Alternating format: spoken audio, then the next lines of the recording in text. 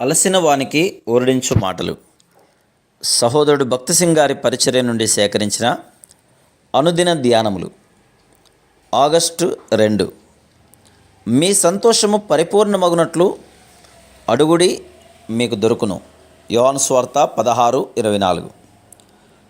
దేవునిచే జీవిత పాలిభాగస్థులుగా జతపరచబడిన వారందరూ ఆయన వాక్యమును ఉన్నది ఉన్నట్లు అనుసరించిన యెడల దేవుని అనుగ్రహమును సంపూర్ణముగా అనుభవించగలరు. చాలామంది తమ సంతోషం కొరకు మరియు స్వంత ఘనత కొరకు మాత్రమే వివాహం చేసుకునేదారు. వారికి దేవుని వాక్యంపై నిజమైన ఆసక్తి ఉండదు. వారు దేవుని వాక్యము కంటే ఎక్కువగా తమ స్వంత తలంపులపై మాత్రమే ఆధారపడేవారుగా ఉందరు.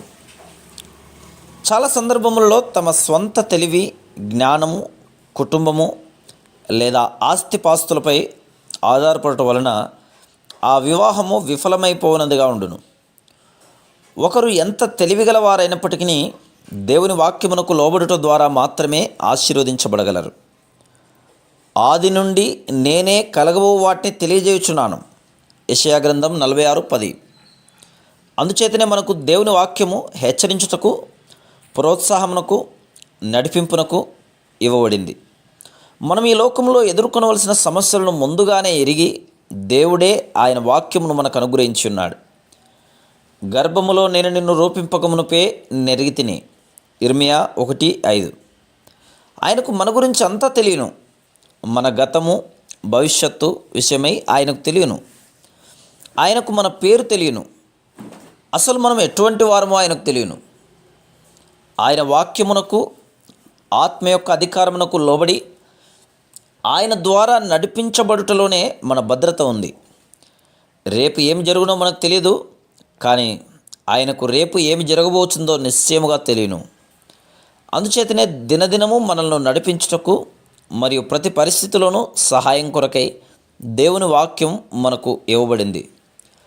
సృష్టి ఆరంభము నుండి వివాహములు దేవునిచే ఏర్పాటు చేయబడినవి. అందుచే దేవుని దృష్టిలో వివాహము ఎంతో పవిత్రమైంది. మొదటి మానవునికి దేవుడు సృష్టి అంతటిపైన ఏలుబడిని, శక్తిని, అధికారమును అనుగ్రహించను మరియు ఆరోగ్యవంతమైన శరీరమును కూడా అనుగ్రహించను. ఆ సమయంలో అక్కడ పాపము లేదు, రోగము లేదు, శాపము లేదు. అయినప్పటికీ ఆయన సంతోషం పరిపూర్ణం కాలేదు. కాబట్టి దేవుడు ఆదామునకు స్నేహము, సహవాసము నిమిత్తమై సాటి అయిన సహాయమును ఇవ్వగోరెను. ఆదామునకు ఏదైతే ఇచ్చినో దానిని తన సాటి అయిన సహాయకురాలు, జీవిత పాలిభాగస్తురాలతో కూడా కలిసి అనుభవించి ఆనందించవచ్చును అను ఉద్దేశమును దేవుడు కలిగి ఉన్నాడు. అందుచేతనే వివాహం అనున్నది దేవుని దృష్టిలో ఎంతో పవిత్రమైనదిగా మనం చూస్తున్నాము.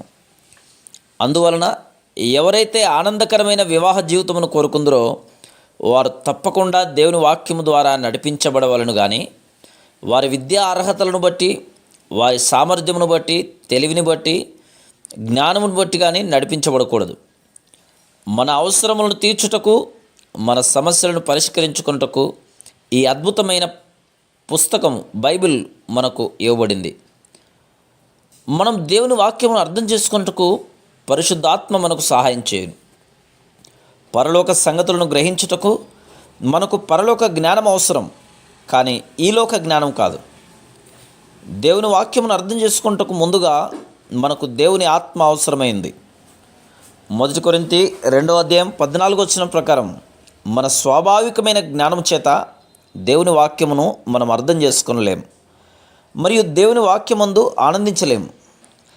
ఈ లోకరీతిగా ఎంతో విద్యావంతుడైనప్పటికీ దేవుని ఆత్మచే నడిపించబడని యెడల నీవు ఓడిపోయిన వ్యక్తివగుదు. కొన్ని గృహములలో వారికి జ్ఞానము, డబ్బు లేదా ఆస్తి, పేరు, ప్రఖ్యాతులు మొదలైనవన్నీ ఉన్నను ఆ గృహంలో సంతోషం ఉండదు.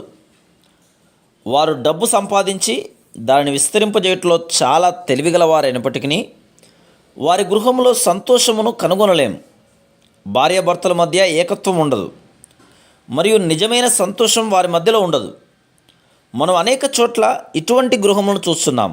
కానీ జీవం గల దేవుడు మనము పరిపూర్ణ ఆనందమును, సంతోషమును కలిగి ఉండవాలని కోరుచున్నాడు.